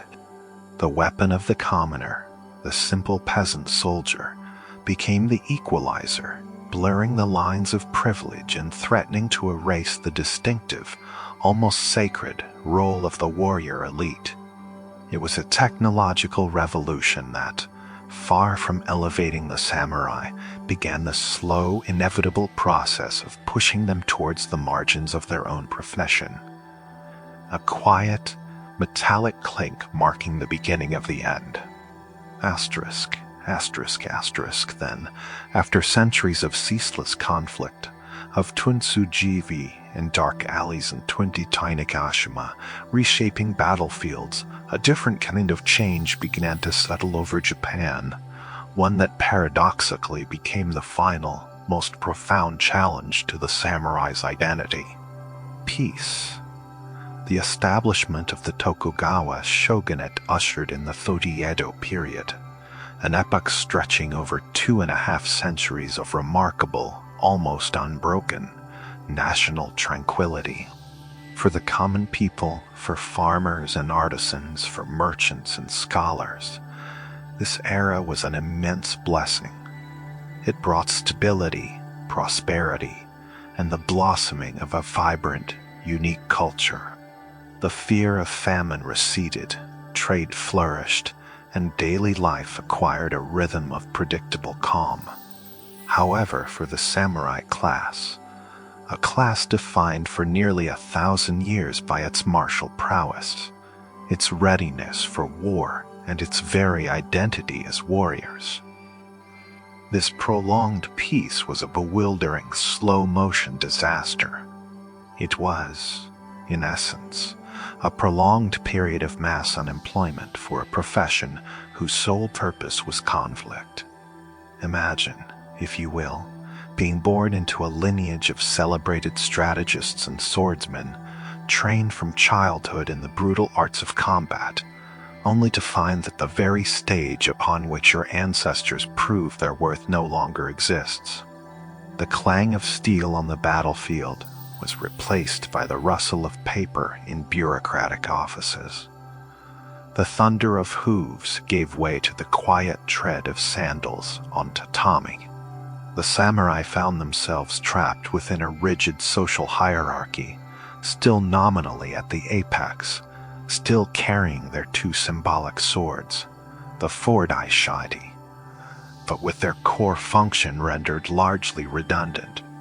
They were, in a way, living sculptures of a past era, beautiful and revered, but increasingly impractical. Their hereditary stipends, paid in rice, continued, but often proved insufficient for a comfortable life, especially for the lower-ranking samurai. Many were forced to take on new roles, becoming administrators, scholars, poets, or tea masters. They embraced the pen and sword ideal, cultivating arts and letters. But the inherent tension between their warrior spirit and their peaceful duties was palpable. This long era of peace, while beneficial for the nation, created a deep spiritual and existential void for many samurai.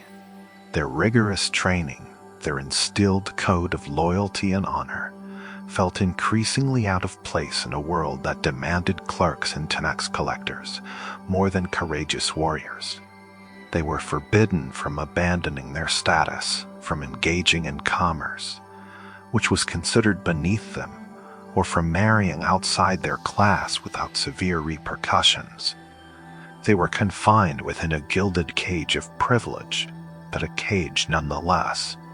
Their swords, once instruments of life and death, became symbols of a bygone age, polished and revered, but rarely drawn in anger. The peace that enveloped Japan was a blessing, but for the samurai, it was a quiet, suffocating burden, slowly eroding their sense of purpose and leaving them adrift in a world they were no longer truly built for. Their spirit, honed for battle, began to wither in the stillness of an unending calm, a profound paradox of their historical legacy. The mid-19th century in Japan brought with it the unexpected and utterly transformative arrival of colossal black ships, their hulls scarred by long voyages, their cannons an undeniable declaration of power from a world utterly alien. This sudden intrusion shattered centuries of carefully guarded isolation, forcing a proud nation to confront its own technological vulnerability. The response was a dramatic and often brutal acceleration into modernity, a sweeping revolution known as the Meiji Restoration.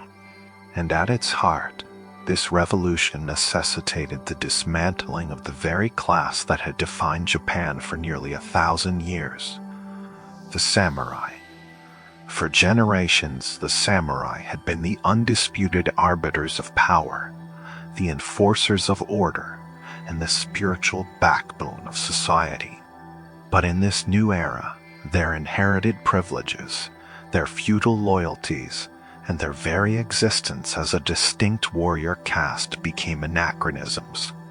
The new Meiji government, driven by an urgent need to centralize authority and rapidly industrialize to withstand Western imperialism, viewed the samurai not as defenders of the realm, but as an expensive, decentralized, and ultimately obstructive legacy. Their stipends, paid in rice from local domains, represented an immense drain on the national treasury, a resource better spent on factories, railways, and a modern conscripted army equipped with firearms. The initial steps were subtle, almost gentle whispers of change. In 1871, the haircut edict gently encouraged, then eventually mandated, the abandonment of the distinctive Soothe kanmasha top knot, a hairstyle that was not merely fashion but a powerful symbol of samurai identity.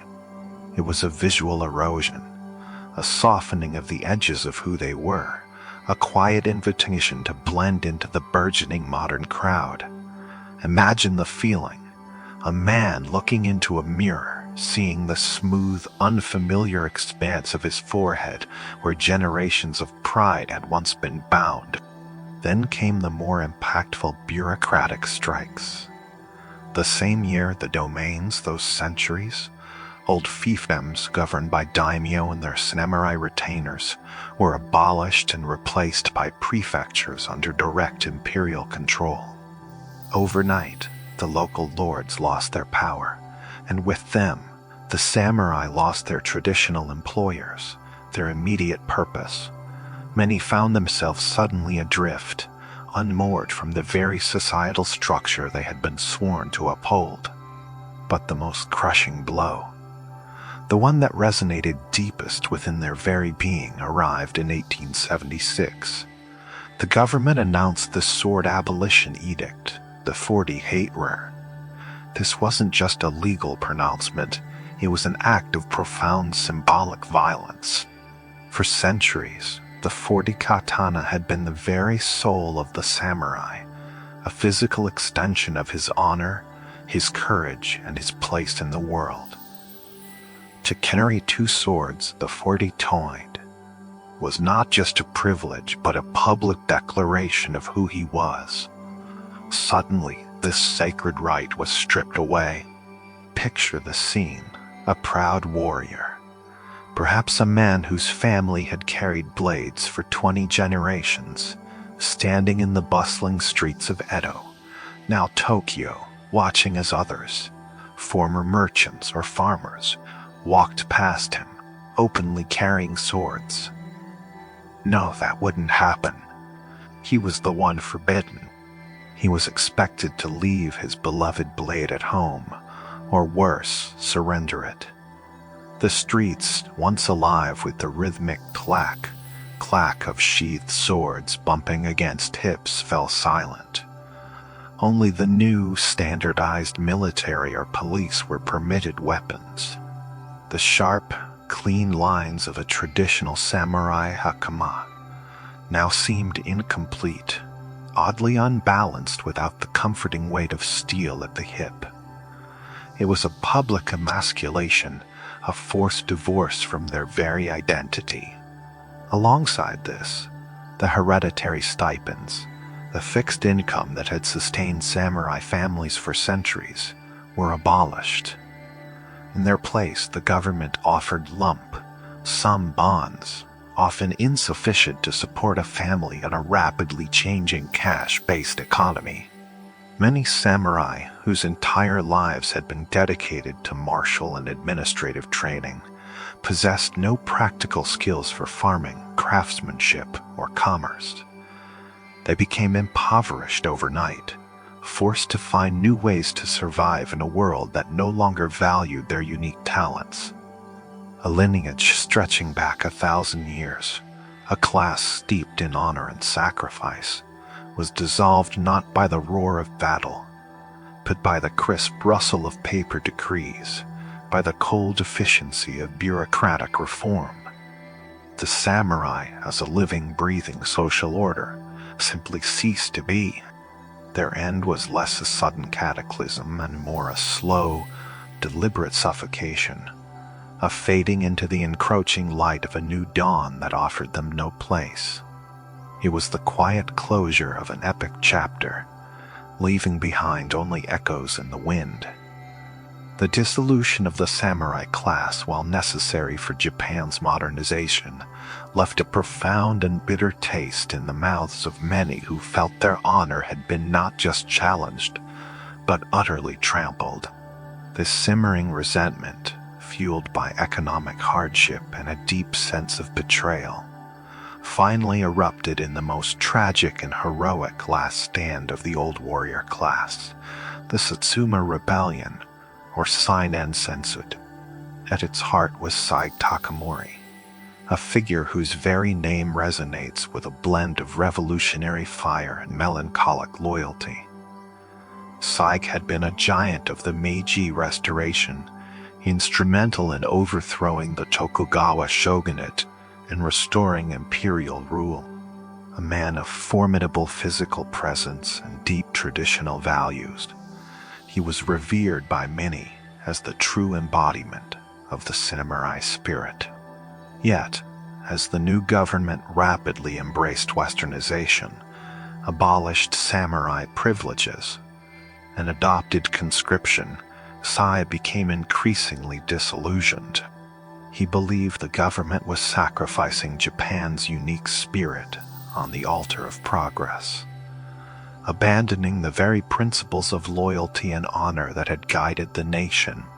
He resigned his post and returned to his home domain of Satsuma in Kyushu, establishing private academies that became havens for disaffected samurai, where traditional martial arts and moral codes were still taught, kept alive against the tide of change. These schools became breeding grounds for discontent. Thousands of former samurai, stripped of their stipends, forbidden from carrying their swords, and facing a bleak future, flocked to Sakayaki. They saw in him a leader who understood their plight, a man who still spoke the language of Twin Bushido in a world that had seemingly forgotten it. The tension grew thick and heavy, like the humid air before a summer storm. The government, acutely aware of the potential threat, began to take measures, attempting to seize the weapons and ammunition stored in Kagoshima, the capital of Satsuma. This act, seen by Saigi's followers as a direct provocation, was the spark that ignited the rebellion. In early 1877, Saigi, with an army of some 13,000 samurai, many of them armed with traditional swords, spears, and a few outdated firearms, began his march north. Their initial objective to reach Tokyo and confront the government. Imagine the sight, a column of warriors, clad in rough wool tunics or simple battle attire, their faces etched with a blend of desperate hope and grim determination, some still proudly, though illegally, wearing their Soothe. They were marching against an unseen enemy Finda, the unstoppable force of modernization itself. Their first major engagement was the siege of Kumamoto Castle, a strongly fortified imperial stronghold. For weeks, Sage samurai, relying on their martial prowess and sheer courage, attempted to breach the walls. But the imperial garrison, well supplied and employing modern rifles and artillery, held fast. It was a brutal, drawn-out affair, a microcosm of the larger conflict. Here, the stark reality of the new era began to reveal itself. The devastating effectiveness of massed rifle fire and heavy guns against even the most valiant samurai charge. The heroic individual warrior, once the pinnacle of battlefield prowess, was increasingly rendered irrelevant by the impersonal, indiscriminate hail of bullets. As the imperial army, a conscript force composed largely of commoners, but equipped with modern weaponry and trained in Western tactics, mobilized its full might, the tide inexorably turned against the samurai. They fought with incredible bravery, engaging in desperate hand-to-hand combat, their swords clashing against bayonets, but they were consistently outmaneuvered and outgunned. Casualties mounted, their ranks thinned by the relentless efficiency of modern warfare. The retreat was long and agonizing, a desperate flight through the mountains of Kyushu, constantly harried by the technologically superior imperial forces. The biting cold of the mountain passes, the constant hunger, the sight of fallen comrades all underscored the hopelessness of their cause. Finally, in September 1877, Sagi and his last few hundred loyalists were cornered on Shiroyama, a small hill on the outskirts of Kagoshima. The imperial forces, numbering over 30,000, surrounded them, systematically shelling their position throughout the night.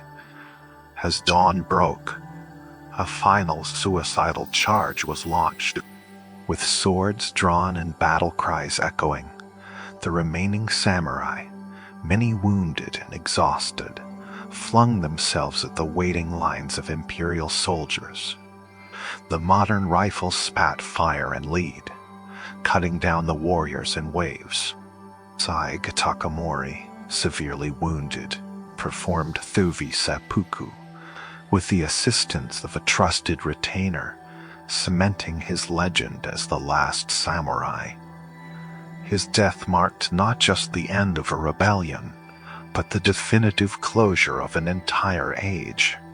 The Satsuma Rebellion was more than a military defeat. It was the final, tragic testament to the passing of the old order, a poignant elegy for a class that could not adapt to a world that no longer had a place for its ancient code of honor and its gleaming blades. The smoke of gunpowder settled over Shiroyama, carrying with it the last vestiges of a 1,000-year dream.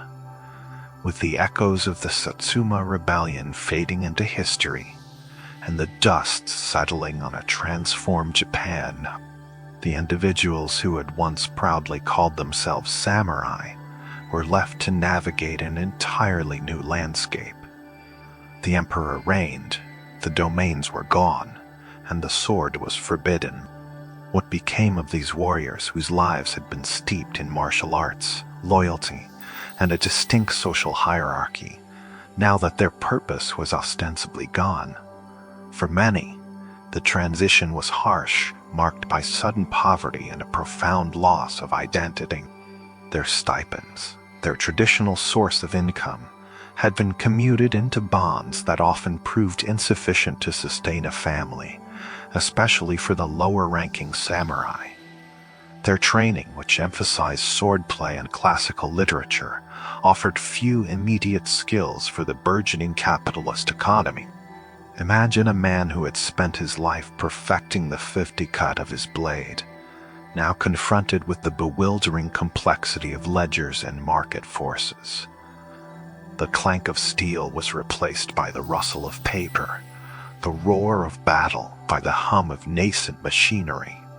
Yet, within this challenging transformation, lay the seeds of Japan's future strength. The samurai, as a class, possessed inherent qualities that, with adaptation, proved invaluable to the new Meiji state. Firstly, for literacy and education. Unlike the vast majority of the population, samurai were generally educated, having been trained not only in martial arts but also in literature, calligraphy, history, and rudimentary administration, skills honed during the long peace of the Edo period when many served as bureaucrats for their domains. This fundamental literacy made them ideal candidates for the rapidly expanding civil service. Secondly, and perhaps most crucially, was their ingrained Thundi discipline and work ethic. Generations of rigorous training had instilled in them a deep sense of self-control, punctuality, responsibility, and an unwavering commitment to duty. These were not merely abstract virtues. They were woven into the very fabric of their being. This discipline, once directed towards the perfection of a sword strike or the meticulous maintenance of armor, could now be channeled into the meticulous demands of a bureaucratic office, the precise routines of a factory floor, or the diligent instruction of a classroom. Thirdly, the samurai's profound sense of side loyalty and hierarchy, once directed towards their feudal lord, could be recalibrated. With the emperor at the apex of the new nation state, this deep-seated loyalty was redirected towards the modern state itself, and subsequently to the burgeoning institutions of government and industry. This became a powerful glue, fostering cohesion and cooperation in a society undergoing radical change. So who did these former warriors become? Many found new purpose as prefectural offices laying government officials and bureaucrats. Their administrative experience from the Edo era, combined with their education and discipline, allowed them to staff the new ministries and prefectural offices, laying the administrative groundwork for modern Japan. They were the architects of the new state, exchanging their swords for pens, their battle strategies for policy papers. Others formed the backbone of the new Thadi police force, and their martial background, their sense of duty, and their inherent authority made them natural guardians of public order in a society prone to unrest. The stern but disciplined demeanor of a former samurai, now in a police uniform, commanded respect. The clang of a sword against a scabbard was replaced by the measured footsteps of a patrolman, ensuring the peace that the new government desperately sought. Teachers had also emerged from the samurai ranks. Their literacy, their emphasis on moral education, and their ability to command respect made them ideal educators for the younger generation, instilling not just knowledge but also the values of diligence and respect that had been central to their own upbringing. Imagine a retired samurai, now a school teacher, sharing tales of courage and honor, subtly weaving the spirit of Bushido into the minds of his young students, not through the sword but through the scroll. Perhaps the most surprising transformation was into sifty entrepreneurs and industrialists. Some, particularly those with a pragmatic outlook or a bit of initial capital, embraced the new capitalist spirit. They applied the samurai principles of precision, dedication, and long-term vision to business, establishing factories, trading companies, and banks. The fierce determination once used to win a battle was now focused on conquering markets. The spirit of five and Monozukuri, the relentless pursuit of perfection and craftsmanship, found a new home in modern industry, forging the foundations of Japan's economic might. And of course, many joined the new Imperial Japanese Army and Navy. While the old ways of sword fighting were no longer the primary focus, the samurai's martial spirit, their discipline, and their courage were invaluable in forging a modern military capable of defending Japan's sovereignty in a rapidly changing world. They exchanged their traditional fayomi and tatana for modern rifles and artillery, their forte kabuto for Western-style helmets. But the spirit of the warrior endured. The samurai, as a distinct class, vanished. Yet, their spirit, their virtues, and their unique character did not evaporate. Instead, they diffused, permeating the very institutions that replaced them. The loyalty to a lord became loyalty to a company. The discipline of the dojo became the work ethic of the office, and the pursuit of martial perfection transformed into the relentless drive for excellence in every endeavor. The shadow of the samurai, no longer cast by a gleaming blade, now stretched across the nascent industries, the government offices, and the classrooms of modern Japan. They had lost their swords, but they had found a new battlefield, the building of a nation, piece by disciplined piece. The warriors became the builders, quietly, steadfastly, transforming their ancient code into the bedrock of a new future.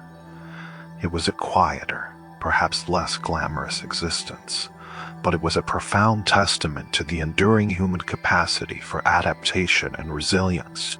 The very act of seppuku itself, deeply embedded in the samurai psyche, carries with it a profound distinction in its nomenclature, a subtlety often lost in translation and popular culture. For the samurai, the formal, dignified term for this ultimate act of honor was san or seppuku. This word, carefully constructed from kanji characters, setsu, saiti, to cut, and fuku, abdomen, speaks to the profound gravity and ritualistic nature of the act. It wasn't merely a physical severance, but a spiritual one, a profound statement etched into the fabric of one's own being. It was an act steeped in protocol, demanding a certain posture, a specific choice of blade, and often the quiet, solemn presence of witnesses. Imagine the hushed reverence, the stillness of the air, broken only by the soft rustle of fine silk as a samurai, clad in pure white, prepared to face the unyielding gaze of their own destiny. The scent of incense might faintly perfume the air, a silent acknowledgement of the spirit's journey. Every movement was deliberate, every breath controlled, a final performance of unwavering resolve. The blade, often a wakizashi, gleaming in the subdued light, was not just a tool for an ending, but a conduit for an eternal statement. Now, contrast this with the more common, almost flippant term often heard, fuvi harakiri, while literally translating to the same concept thigh for. Fu, belly, and 40, tier, to cut suordi. Its construction and usage betray a stark difference in connotation. Harakiri is, to a samurai, a colloquialism, a blunt, almost crude way of referring to an act that deserved the utmost respect and formality. It lacks the ritualistic weight, the deep cultural resonance that seppuku inherently possesses. To utter furti harakiri in the context of a samurai's honorable death would be akin to using street slang in a solemn religious ceremony. It diminishes, it trivializes, it strips away the layers of meaning. A samurai would never, under any circumstances, refer to their own ritual suicide or that of a respected peer as a harakiri. It would be a profound disrespect, an insult to the very essence of their warrior code. It would be a misstep in social decorum, akin to a peasant shouting vulgarities in the emperor's court. The distinction lies not just in semantics, but in the entire cultural perception of the act. Seppuku was a carefully orchestrated final declaration of loyalty, an atonement, a protest, a preservation of honor. It was a choice, a profound exercise of free will, even in the face of inevitable defeat or shame. It required immense mental fortitude, a cultivated detachment from the physical self, honed through years of Zen practice and martial discipline. The samurai who chose seppuku did so with a clear mind, a steady hand, and an unwavering gaze. Their final poem, a Jisei no Ku, often reflecting the transient beauty of life and the calm acceptance of death. The Faishakunin, the trusted second who would deliver the final swift blow to sever the head, was chosen with meticulous care, a profound act of trust between warriors. This was not a frenzied act of desperation, but a controlled, almost artistic conclusion to a life lived by a strict code. The silence following the 40 Finkai Shakunin's blade, the clean cut, the falling head, all served to finalize the narrative of honor. The unfortunate prevalence of thieve and harakiri in Western media, often sensationalized and misunderstood, serves as a stark reminder of how easily deep cultural nuances can be flattened and distorted. It speaks to a broader fascination with the violent aspects of samurai culture, often overlooking the intricate spiritual and ethical framework that underpinned even their most extreme practices. So, as we delve into the world of the samurai, remember this distinction, this quiet but powerful linguistic boundary that separates a revered ritual from a mere act of self-Zen violence. It is a testament to the layers of meaning embedded in their world, a world where even death was an art form, carefully named and meticulously performed, demanding the correct reverence in every syllable.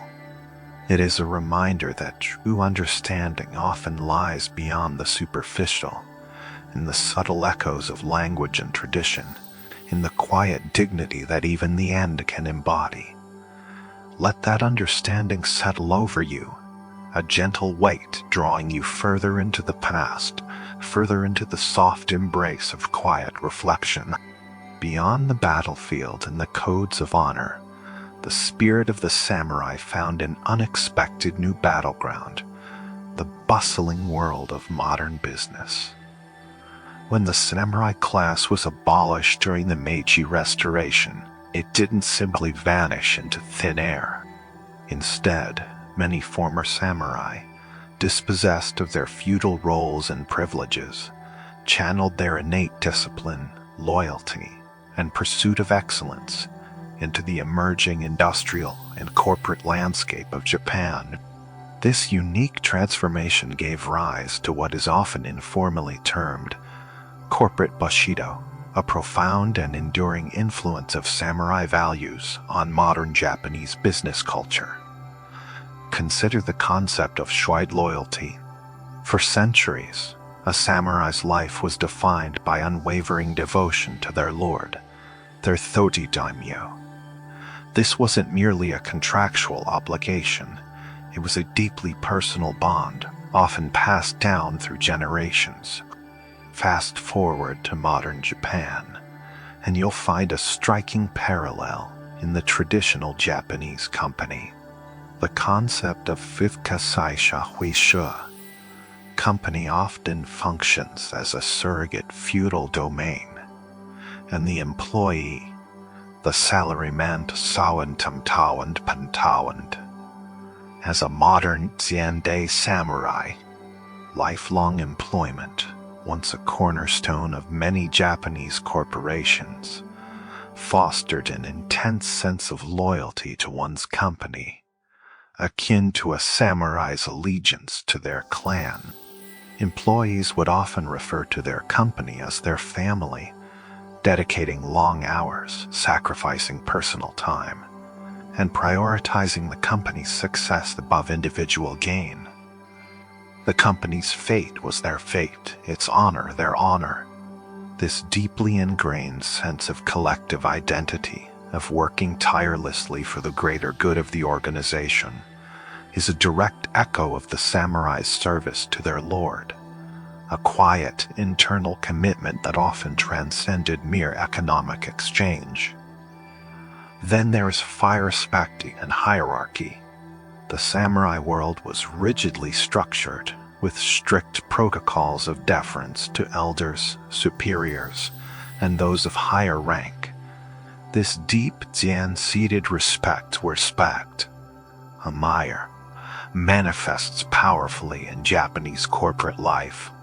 The intricate system of Sein Senpai, Senbei, Senior and Pind Kai Hai, Holbei, Junior relationships, the meticulous use of Keigo, Junyu, honorific language when addressing superiors, and the importance of formal etiquette in meetings and interactions, all draw a clear line back to the samurai's world. Decisions often flow upwards. Respect for the wisdom of those with more experience is paramount, and maintaining harmony within the group, Horswaiwa, is prioritized. Imagine the quiet bowing, the careful exchange of business cards with both hands, the precise phrasing of an apology findi, each gesture a small, intricate dance of respect, reflecting centuries of ingrained social order that began with the warrior class. And what of the samurai's relentless pursuit of Soothe excellence and Saive mastery? From the meticulous crafting of a katana to the disciplined practice of martial arts, the samurai strove for perfection in their chosen path.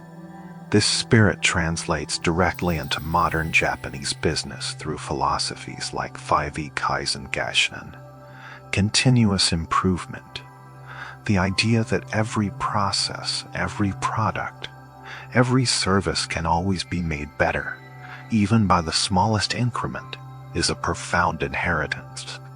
The shokunin, juren, craftsman's spirit, the deep pride and unwavering dedication to one's craft, whether it is building a precision engine or brewing a perfect cup of tea, is essentially the samurai's commitment to their art reborn.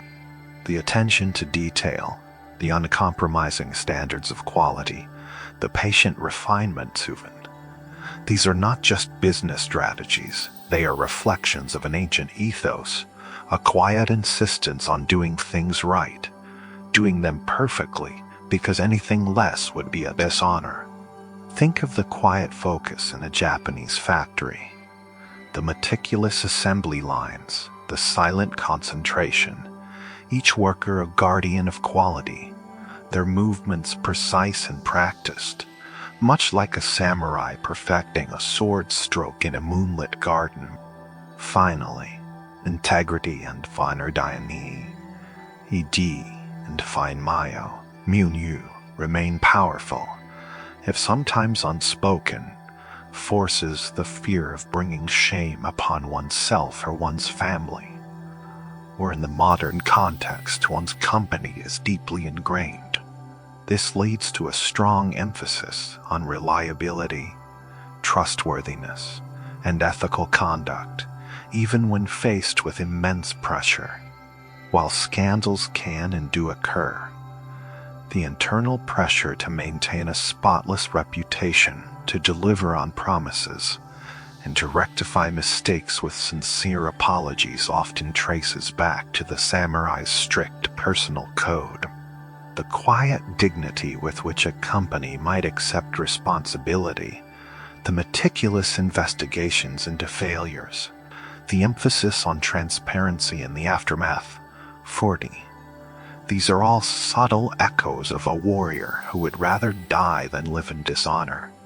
So, when you see the synchronized efficiency of a Japanese production line, or witness the profound respect shown in a business meeting, or marvel at the unwavering dedication of a Japanese employee. Remember the quiet influence of the samurai. Their ethos, refined and adapted, lives on, a silent current running beneath the surface of modern Japan, shaping its unique corporate identity, its global reputation, and its quiet, enduring strength. Let this deep history soothe your thoughts, allowing the rhythm of these ideas to gently carry you into a space of tranquility. The samurai, as a distinct social class, may have faded into the annals of history, their castles now tourist sites, their swords museum pieces. Yet their spirit, their ethos, and their indelible mark on the Japanese psyche, and indeed the global imagination, endure. Like the sakura, the cherry blossom, their lives were often fleeting, sometimes tragically short, a burst of intense beauty against a backdrop of impermanence. But just as the sakura returns each spring, scattering its delicate petals across the landscape, so too does the essence of the samurai bloom anew in various forms, leaving an eternal imprint on culture, art, and the human spirit itself. This enduring legacy is not about glorifying war or violence. Instead, it is about the quiet power of the ideals that the samurai, at their best, embodied. It is the legacy of Fuji honor, the deep Zen-seated commitment to integrity, to one's word, to a code of conduct that transcends personal convenience. In a world increasingly complex and morally ambiguous, the simple, unwavering clarity of purpose and the steadfast adherence to personal honor that the samurai strived for continues to resonate. It speaks to a universal human yearning for meaning, for a life lived with conviction, a quiet dignity even in the face of profound adversity. Imagine the samurai standing resolute, his gaze fixed on the horizon, his spirit unyielding, a silent testament to the power of a noble ideal. It is also the legacy of Tuzin mastery, the relentless pursuit of perfection in one's chosen craft, whether it was the swordsmith hammering steel for weeks, shaping the perfect katana, or the tea master meticulously arranging a ceremony. Every detail considered, every movement precise. The samurai spirit inspires profound dedication. This drive for excellence, this quiet insistence on pushing the boundaries of skill and artistry, flows through the veins of Japanese culture, from the intricate beauty of traditional crafts to the precision engineering of modern technology. It is the silent hum of focused concentration, the gentle stroke of a brush on paper, the unwavering gaze of a craftsman lost in the dance of creation, a quiet pursuit of flawless execution that speaks volumes. And perhaps most profoundly, it is the legacy of tranquility in the face of mortality, a wisdom deeply influenced by Zen Buddhism. The samurai, constantly aware of the fragility of life on the battlefield, learned to embrace Sanmano no aware, Wu, Lorntide T-band, the beautiful melancholy of impermanence. This acceptance of life's fleeting nature, like the ephemeral beauty of the cherry blossom, allowed them to live each moment fully, to appreciate its beauty, and to face death with a calm, almost serene detachment. This quiet acceptance, this inner peace cultivated through meditation and disciplined living, is a profound gift that transcends the battlefield. It is the ability to let go, to allow thoughts to drift like clouds, to find stillness within the storms of life. The samurai figure has transcended national borders, becoming a global archetype of the disciplined warrior, the quiet guardian, the seeker of inner strength. Their stories, their aesthetics, their philosophy, have permeated global cinema, literature, art, and even video games, captivating minds across continents. They represent a timeless fascination with courage, wisdom, and the quest for self-gen mastery. The subtle rustle of bamboo in a moonlit garden, the distant chime of a temple bell echoing through the night, the quiet steam rising from a cup of carefully brewed green tea. These images carry with them the whispers of an ancient spirit, a deep cultural resonance that continues to inspire and to soothe. So now, as these quiet stories of ancient Japan settle around you, imagine the delicate petals of the cherry blossom slowly drifting on a soft breeze, carrying with them the whispers of honor, the echoes of discipline, and the gentle acceptance of life's beautiful impermanence.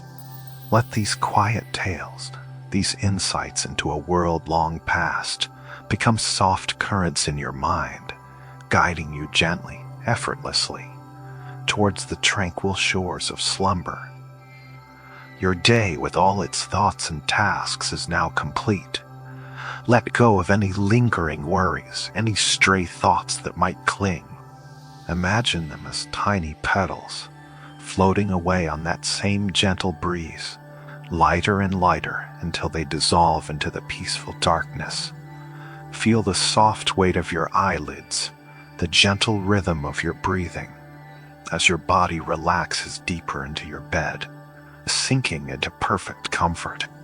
Allow the wisdom of these ancient spirits to calm your mind, to quiet the noise, and to usher you into a peaceful dreams and filled sleep.